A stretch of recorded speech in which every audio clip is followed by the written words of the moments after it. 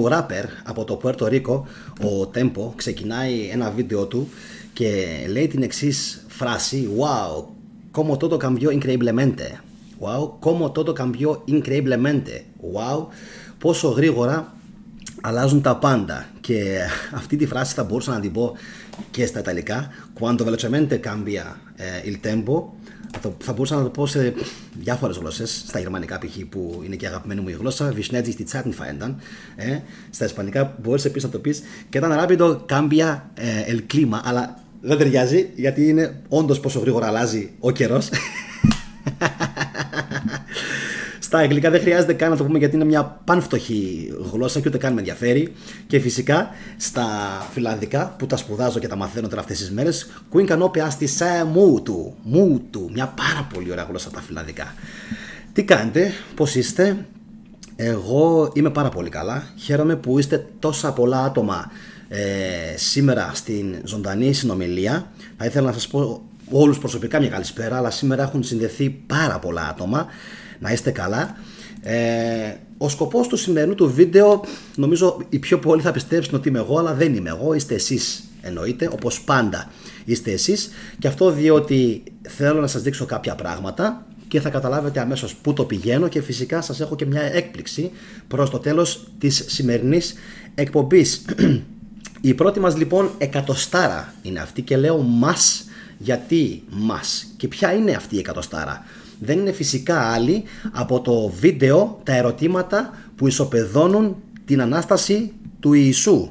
Και όσο κι αν κάποιοι λέγαν ότι δεν πρόκειται να τα καταφέρω, δεν πρόκειται ποτέ να γίνει αυτό που θέλω, δηλαδή η διαλεύκανση της ιστορίας πίσω από τα Ευαγγέλια, νομίζω ότι έχουμε αρχίσει και το πετυχαίνουμε σε πολύ μεγάλο βαθμό. Δεν ξέρω αν μπορώ να βρω και την φωτογραφία. Να την παιδιά, αυτή είναι. 109.000 προβολές έχει κάνει μέχρι σήμερα και δεν το λέω ούτε για να κοκορευτούμε ούτε τίποτα. Δεύτερο είναι η ερώτηση που κανένας χριστιανός δεν μπόρεσε να απαντήσει. Ένα βίντεο που είχε γίνει στην αρχή, που είχε κυκλοφορήσει viral πριν 9 μήνες. Αυτό που έκανε πάνω από 100.000 προβολές και για το οποίο είμαι πάρα πολύ χαρούμενος, έκανε αυτές τις προβολές μέσα σε διάρκεια 3 μηνών. Μέσα σε διάρκεια 3 μηνών. Που σημαίνει ότι ο κόσμος κατάλαβε πάρα πολύ γρήγορα ότι αυτό το βίντεο είχε πάρα πολύ ψωμί. Είχε πάρα πολύ καλό θέμα. Είχε να θίξει κάποια πράγματα που κάνανε μπαμ στα μάτια μας μπροστά τα προηγούμενα χρόνια και δεν έκατσε κανένας να τα διαβάσει, να τα αναλύσει, να τα συζητήσει. Υπήρχαν άτομα, υπήρχαν ο Βέρετας, υπήρχε ο Καλόπουλος, υπήρχε φυσικά ο Ρασιάς, έτσι, υπήρχε ο Μπεξής, το περιοδικό Δαυλός. Υπήρχαν πάρα πολλές προσπάθειες. Ο Λιαντίνης, ο οποίος προσπάθησε με τον τρόπο του να τα κάνει όλα αυτά, αλλά κανένας δεν είχε την ευκαιρία μέσω του διαδικτύου να τα κάνει αυτά και να πάρει, να μαζέψει ό,τι υπήρχε, να πει έλα εδώ ρε παιδιά, έλα εδώ. Εγώ τα λέω. Τα λέει ο Γιάννης, τα λέει ο Κώστας, τα λέει ο Γιώργος. Ποιος τα λέει αυτά? Τα λέει ο Ζήνωνας? Όχι. Τα λένε αυτοί οι ίδιοι, τα λένε μόνοι τους. Και αν θυμηθούμε τον αληθή λόγο του Κέλσου που σας έχω πει να το αγοράσετε όλοι. Είναι ένα βιβλίο πάρα πολύ οικονομικό. Να το αγοράσετε όλοι. Θα σας ανοίξει τα μάτια. Και θέλω μετά να μου στείλετε στο Facebook προσωπικό μήνυμα και να μου πείτε θετικά έχεις δίκιο. Γιατί δεν έχω εγώ δίκιο, έχει δίκιο ο Κέλσος. Είναι απίστευτος ο αληθής λόγος του Κέλσου και οι αλήθειες που πάνω απ' όλα αποκαλύπτει. Και όσοι καθίσουν και το διαβάσουν θα καταλάβουν πάρα πολύ καλά για ποιο λόγο οι άνθρωποι διαβάζοντας αυτό το βιβλίο άνοιξαν από νωρίς τα μάτια τους, πραγματικά αφυπνίστηκαν και τι έκαναν ακόμα? Ξεϊπνοτίστηκαν. Γιατί όλη η δουλειά που γίνεται σήμερα, είναι τι? Είναι δουλειά, παιδιά, λέει όλος αφύπνιση. Όχι, δεν αφύπνιση. Κάνετε λάθος. Είναι ξεϊπνοτισμός. Αυτό είναι. Είναι ξεϊπνοτισμός. Τι κάνουμε τώρα εμείς οι YouTubers? Τουλάχιστον όσοι ενδιαφερόμαστε για το καλό αυτής της χώρας και θέλουμε να υπάρχει τεχνογνωσία, εκπαίδευση, μόρφωση, επίπεδο, ευγένεια. Να ανεβούμε. Δεν θέλουμε να έρχονται εδώ οι Ευρωπαίοι και να λένε κοιτάξτε τα χάλια της Θεσσαλονίκης. πώς είναι έτσι τα πεζοδρόμια σας? Δεν έχετε πεζοδρόμιο για τις εγγύους, για τα παιδιά σας? Ντροπή σας. Πώς είστε έτσι? Ξεφτύλα. Θέλουμε να γίνουμε η επόμενη Ελλάδα. Η επόμενη Ελλάδα. Να διαπρέψουν οι Έλληνες. Δεν θέλουμε να είμαστε ούτε με το κεφάλι σκυφτή. Δεν θέλω πλέον να βλέπω ανθρώπους στο Facebook να παραπονιούνται και να λένε χάλια η χώρα, χάλια η πολιτική, χάλια η χώρα, χάλια η πολιτική. Έχω βαρεθεί να βλέπω δυστυχισμένους ανθρώπους τριγύρω μου. Ευχαριστώ Σάβα για την μπλούζα, να σε καλά. Λοιπόν, έχω βαρεθεί να βλέπω ανθρώπους τριγύρω μου οι οποίοι σκάνε, οι οποίοι στεναχωριούνται και οι οποίοι δεν βλέπουν σε αυτόν τον τόπο να γίνεται κάτι καλό. Έτσι. Για να γίνει λοιπόν αυτό, το ξαναλέω, πρέπει να ξεϊπνοτιστούμε. Να φύγει ο υπνοτισμός που μας έχει επιβληθεί. Έτσι. Το τονίζω. Να φύγει ο υπνοτισμός, να φύγει ειρηνικά που μας έχει επιβληθεί. Γιατί κάποιοι θυμάστε, μου είχατε στείλει διάφορα προσωπικά μηνύματα, τα έχω πει κιόλας, οι πιο πολλοί κατάλαβαν ότι ήταν λάθος και μου έστειλαν και μου είπαν «ΟΚ, κάναμε λάθος, sorry θετικέ, δεν πρέπει να πέσει ούτε μισή σταγόνα αίματος, ούτε μισή σταγόνα». Έτσι. Αυτό εννοείται. Το δικό μας το κομμάτι εμείς, το δικό τους το κομμάτι αυτοί. Λοιπόν, και από εκεί και πέρα προχωράμε την αναδιαμόρφωση των Ελλήνων. Δηλαδή, από τη στιγμή που, όπως λέει και η κυρία Γεωργία Νακοπούλου, θα πεις στους Έλληνες «ΟΚ, παιδιά, αυτό το έχουμε βγάλει πλέον από την ατζέντα. Πρέπει να φύγει, πρέπει οι Έλληνες να αποκτήσουν κάτι άλλο». Τι θα είναι αυτό το άλλο? Τι θα είναι αυτό το άλλο? Ποιο θα είναι αυτό το πράγμα? Θα είναι η μύθη του Εσώπου? Θα είναι η απομυθοποίηση της ελληνικής μυθολογίας? Γιατί έχουμε μυθολογία, έτσι, έχουμε βάσεις δυνατές. Το θέμα είναι ο αποσυμβολισμός της ελληνικής μυθολογίας. Από ποιον θα γίνει σωστά, για να μην καταλαβαίνει ο καθένας μπουρδες όταν διαβάζει π.χ. για τους γάμους του Δία. Έτσι. Ο αποσυμβολισμός πώς θα γίνει? Γι' αυτό σας είχα πει εγώ ότι σε πρώτη φάση πρέπει να ξεπνοτιστούμε, να καταλάβουμε να φύγει από πάνω μας αυτό το πράγμα. Να δείτε όλα τα βίντεο στο κανάλι. Για ποιο λόγο? Έτσι, για να μπορέσετε να καταλάβετε ότι αυτό πλέον, sorry παιδιά, αλλά ιστορικά έχει αποδειχτεί ότι δεν, και μετά να πείτε προχωράμε ριζικά στην αλλαγή της χώρας. Άρα πώς θα αλλάξει αυτό? Από τη μονάδα θα αλλάξει. Θα αλλάξει από τη μονάδα. Αλλάζοντας οι μονάδες, εσείς και εγώ, θα αλλάξουν και τα παιδιά μας. Και τα παιδιά μας θα είναι η αυριανή πολιτική. Και εκεί μετά δεν θα μπορέσει να πεις φταίει ο ένας, φταίει ο άλλος, φταίει η δεξιά, φταίει η αριστερά και ξέρω εγώ τι άλλο λένε. Όχι μεγάλε, μετά θα φταίεις εσύ και μόνο εσύ. Έτσι δεν είναι? Τα λέω λάθος? Θα ήθελα πάρα πολύ καλά, όπως τα γράφει και ο πολεμιστής του Φωτός, να σε καλά αδερφέ. Θα ήθελα λοιπόν να μου πείτε μετά κάτω στα σχόλια αν έχω άδικο ή όχι. Γιατί όλοι αυτοί ξέρετε που βγαίνουν είναι παιδιά σας και παιδιά μας, υποτίθεται. Αυτοί όλοι που πηγαίνουν στην πολιτική είναι καπιουνού τα παιδιά. Σωστά μέχρι εδώ? Ωραία. Εμείς λοιπόν πρέπει να κάνουμε το επόμενο level. Να αναλάβουμε το επόμενο level. Θέλουμε Έλληνες που θα πηγαίνουν σε βιβλιοθήκες. Θέλουμε Έλληνες που θα πηγαίνουν σε μουσεία. Έλληνες που θα αθλούνται. Έλληνες που θα μιλάνε ελληνικά. Δεν ξέρουμε ελληνικά παιδιά.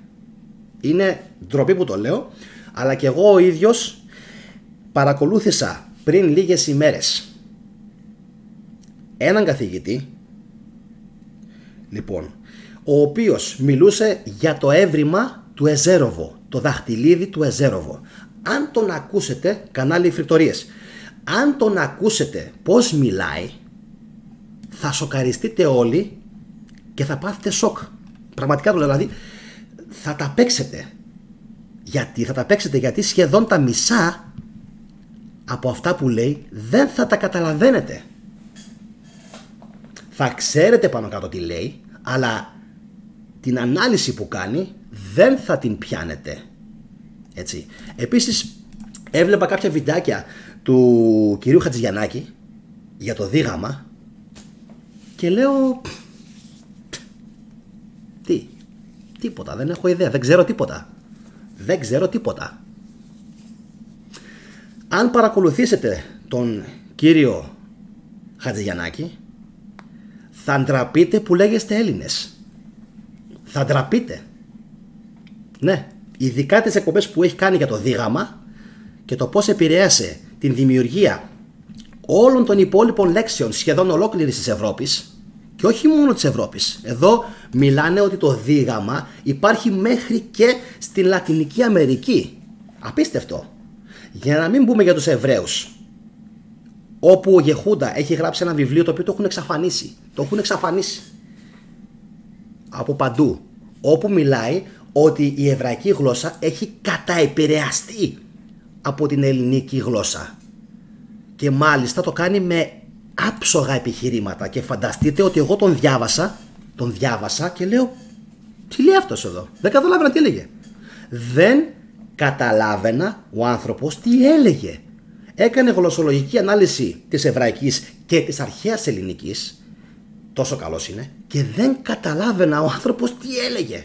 Απίστευτο δεν είναι αυτό? Δεν μπορούσα να καταλάβω τι ήθελε να μου μεταφέρει. Και σκεφτείτε ότι τον έχω, ευτυχώς το βιβλίο το έχω στο κινητό και που ρίχνω μια ματιά, αλλά δεν τα καταλαβαίνω ούτε εγώ που κάθομαι και ασχολούμαι μέρα νύχτα σχεδόν, έτσι. Λοιπόν, τώρα όλα αυτά κρατήστε τα στην άκρη, γιατί θα τα αναλύσουμε στο μέλλον. Είναι πάρα πολλά, πιστέψτε με. Εγώ το πρώτο που θέλω να σας πω και με ενδιαφέρει πάρα πολύ είναι αυτό που σας είπα και ήθελα βασικά να μεταφέρω κάνοντας αυτήν την εκπομπή, είναι ότι πρώτα πρέπει να ξεπλωτιστείς. Το βασικότερο. Πρέπει να φύγει εντελώς από το μυαλό σου η διαδικασία της ύπνωσης που έχουν εφαρμόσει πάνω σου. Αυτό είναι το νούμερο 1. Και για να γίνει αυτό δεν μπορεί να γίνει με άλλο τρόπο από το να κάτσεις ή να διαβάσεις βιβλία τα οποία ξεσκονίζουν ιστορικά τα όσα ψέματα σου έχουν μάθει, ή να παρακολουθήσεις κάποια συγκεκριμένα βιντεάκια του καναλιού. Δείτε λίγο αυτό εδώ που θέλω να σας δείξω. Αυτή εδώ είναι η δημοσκόπηση αυτή είναι η δημοσκόπηση την οποία είχα κάνει στο κανάλι πριν από ακριβώς 3 μήνες.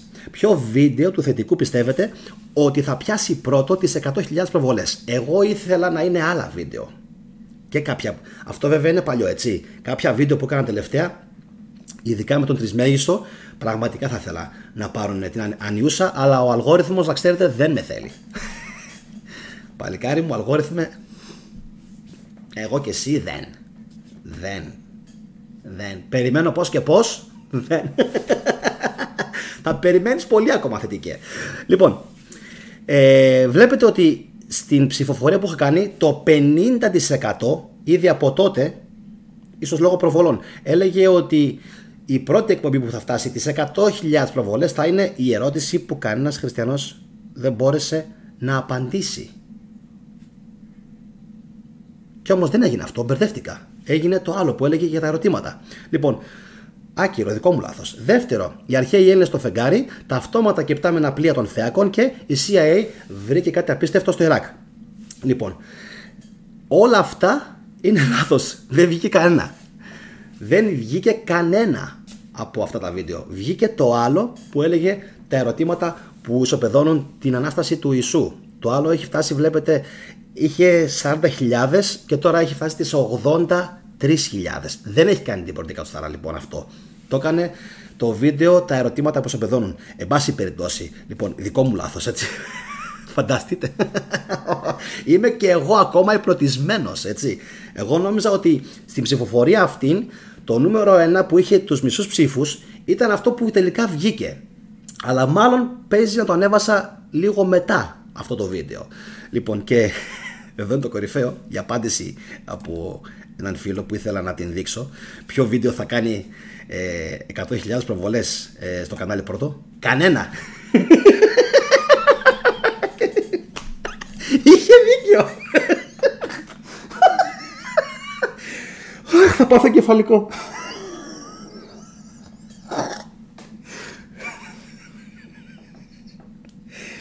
Αυτός, έχω σκάσει. Αυτός είχε δίκιο τελικά. Γιατί από τα 4 βίντεο που σας έδειξα, κανένα δεν βγήκε πρώτο στις 100.000 προβολές. Αυτός έχει δίκιο.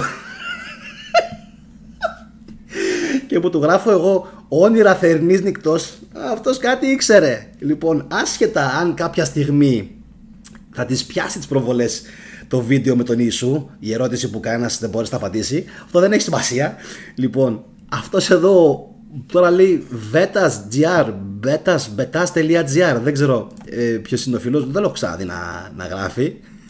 Λοιπόν, αχ Θεέ μου. Λοιπόν, αυτός είχε τελικά δίκιο. Γιατί από τα 4 βίντεο τα οποία. Γελάς Γιώργο, Λοιπόν, ναι. Γιατί από τα 4 βίντεο που είχα βάλει, τελικά άλλο έγινε. Εν πάση περιπτώσει, αυτό δεν έχει σημασία τόσο. Αυτό που θέλω να σας πω είναι ότι κάποια στιγμή το επόμενο διάστημα, για όσους τώρα παραμένετε ακόμα συνδεδεμένοι, κάποια στιγμή θα ανεβάσω ένα βιντεάκι. Ένα πολύ μικρό βιντεάκι. Δεν θα είναι μεγάλο. Όπου θα βγω και θα σας πω κάτι. Ότι έχω βρει κάτι. Με ξέρετε, δεν μιλάω στον αέρα. Συνήθως ό,τι λέω έχω και την κατάλληλη επιχειρηματολογία και θα δείτε και ποιο θα είναι κιόλας αυτό. Πιστεύω ότι θα αρέσει σε όλους, χριστιανούς και μη. Γιατί θα αφορά μια ανακάλυψη που την έκανα πριν από λίγο καιρό και θα ήθελα φυσικά όταν θα ανέβει εκείνο το βίντεο να το κοινοποιήσετε για να το δουν και οι φίλοι σας οι χριστιανοί. Γιατί θα αφορά ιδίως τους χριστιανούς και θα έχει σχέση με την Παλαιά Διαθήκη. Τώρα είναι κάτι, ακόμα δεν θέλω να το βγάλω στη φόρα, είναι κάτι που το περιμένουν όλοι. Μια ανακάλυψη που την περιμένουν όλοι διακάως. Όταν λοιπόν έχει ολοκληρωθεί όλο το mindset και το εξώφυλλο και πώς θα γίνει και ο τίτλος και όλα αυτά και τι θα πω στο βίντεο όταν θα ανέβει κάποια στιγμή, γιατί θα ανέβει στο μακρινό το μέλλον το βίντεο, η απάντηση υπάρχει, είναι ήδη έτοιμη σε αυτό που θέλει ο κόσμος να μάθει. Αλλά όταν θα ανέβει εκείνο το βίντεο, πιστέψτε με, θα είναι πολλά υποσχόμενο και θα ήθελα πάρα πολύ να το κοινοποιήσετε και στο χριστιανικό σας το περιβάλλον, αυτό που σας λέω, γιατί πιστεύω ότι το περιμένουν όλοι. Τώρα, εκείνο το βίντεο που θα ανέβει κάποια στιγμή, νομίζω ότι θα ταρακουνήσει πάρα πολλούς εγκεφάλους, όπως ταρακούνησε και τον δικό μου. Γεια σου Χαραλαμπέ, φιλιά στην Κομοτηνή. Λοιπόν, όπως ακριβώς ταρακούνησε και το δικό μου το μυαλό, ακριβώς έτσι πιστεύω ότι θα ταρακουνήσει και το δικό σας. Είναι μια απάντηση σε ένα ερώτημα που το ψάχνουν εδώ και πάρα πολύ καιρό. Και οι ιστορικοί και οι αρχαιολόγοι και δεν μπορούν να το εντοπίσουν. Δεν θέλω σήμερα να πω παραπάνω. Κρατηθείτε εσείς. Λοιπόν, και όταν θα τελειώσει με το καλό εκείνη η εκπομπή, είμαι σίγουρος ότι οι πιο πολλοί θα καθίσουν και θα πούν ήταν μπροστά στα μάτια μας τόσα χρόνια κάποια πράγματα και δεν τα βλέπαμε. Έτσι. Οπότε κρατηθείτε, κάντε λίγη υπομονή. Νομίζω ότι πιστεύω μέσα στον Ιούνιο θα ανεβάσω αυτό το βιντεάκι και θα σας πω ότι έχει γίνει μια ανακάλυψη, μια πολύ μεγάλη ανακάλυψη. Δεν είναι κάτι δηλαδή απλό να πω ότι ξέρεις, άντε, το κάναμε. Είναι μια πάρα πολύ μεγάλη ανακάλυψη και από εκεί και πέρα θα με ενδιαφέρε πάρα πολύ να δω αντιδράσεις. Πώς θα αντιδράσει ο κόσμος που θα παρακολουθήσει εκείνη την εκπομπή. Θα με ενδιαφέρε πάρα πολύ. Έτσι. Τώρα, κάτι ακόμα.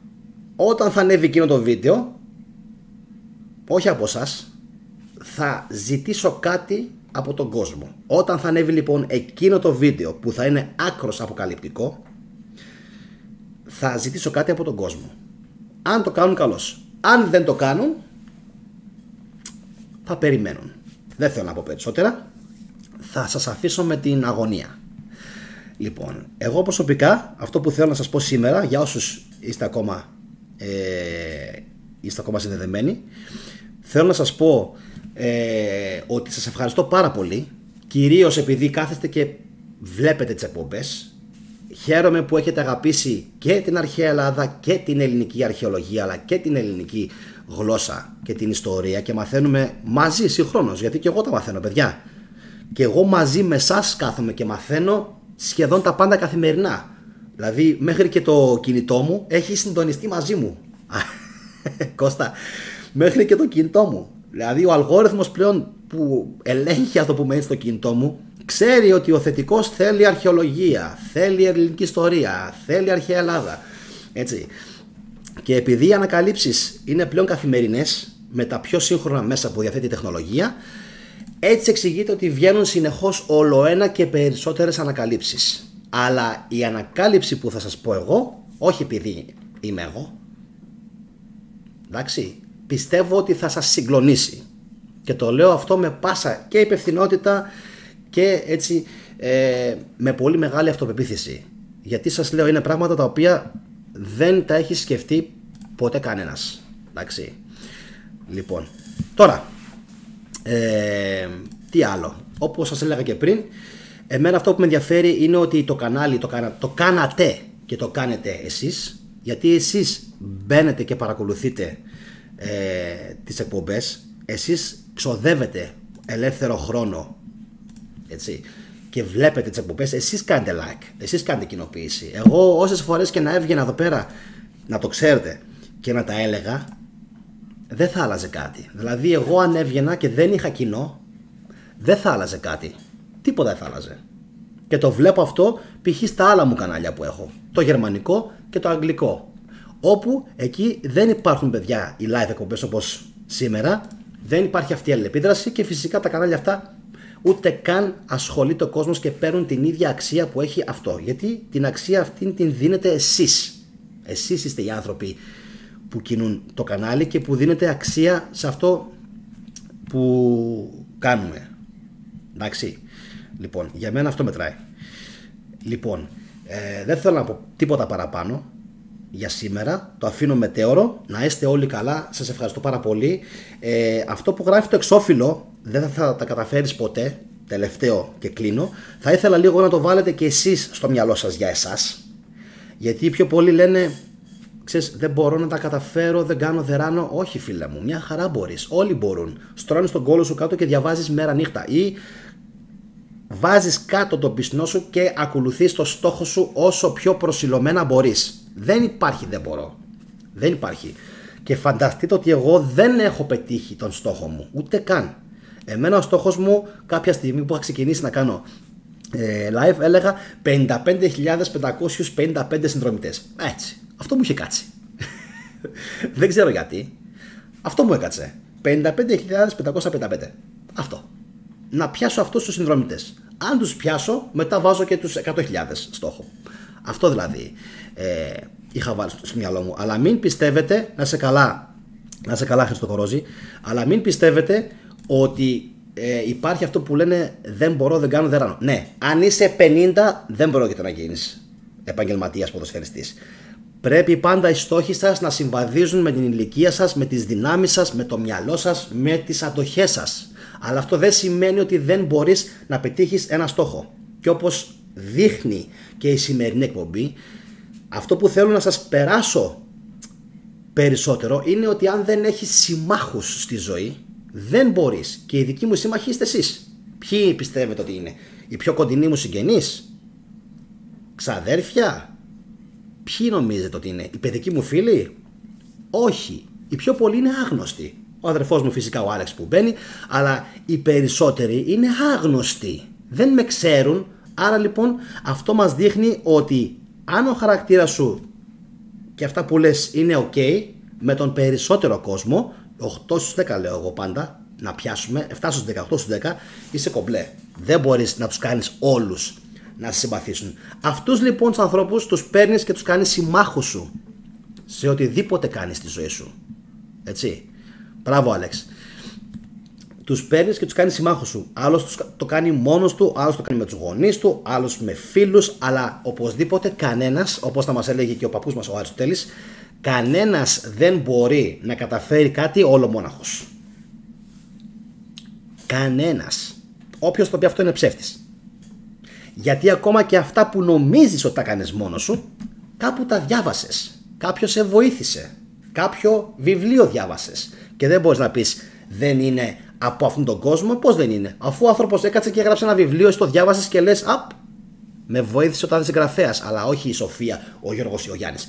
Δεν έχει σημασία. Σημασία έχει ότι άνθρωπος σε βοήθησε. Αυτό νομίζω πως είναι το κεντρικό μήνυμα της σημερινής εκπομπής. Να μην το βάζουμε δηλαδή ποτέ κάτω, όσο αντίξωες και αν είναι πάντα οι συνθήκες τριγύρω μας. Και πιστέψτε με, τα επόμενα βίντεο που θα έρθουν θα είναι à la Graham Hancock. Εντάξει, à la Hancock. Όσοι τον ξέρουν, χαμός. Όσοι τον ξέρουν, ήδη έχετε καταλάβει ότι αρχίζω και πηγαίνω προς τα εκεί. Γιατί πηγαίνω προς τα εκεί? Επειδή το ήθελα από την αρχή? Ναι, εννοείται. Ήθελα να μπει ο κόσμος στο πνεύμα, έτσι, να καταλάβουμε 5-10 πράγματα πάνω στην αρχαιολογία και στην ιστορία και σιγά σιγά να αρχίσουμε να πηγαίνουμε όλο και πιο πίσω, όλο και πιο πίσω. Γιατί? Γιατί εκεί είναι το ψωμί. Δεν είναι μόνο στην αρχαία Ελλάδα το ψωμί. Όχι. Τα πραγματικά ωραία είναι τα πανάρχια γεγονότα. Αυτά που γίνανε πριν από χιλιάδες χρόνια. Τα οποία τώρα σήμερα με την τεχνολογία ακόμα προσπαθούμε σιγά σιγά να τα αναγνωρίσουμε. Γιατί έχει σημασία? Για ποιο λόγο να ασχοληθείς εσύ, ο τηλεθεατής, με την αρχαιολογία? Γιατί η αρχαιολογία σε στέλνει στην ιστορία. Και η ιστορία σε στέλνει όμως στο μέλλον. Κέρδος, όφελος.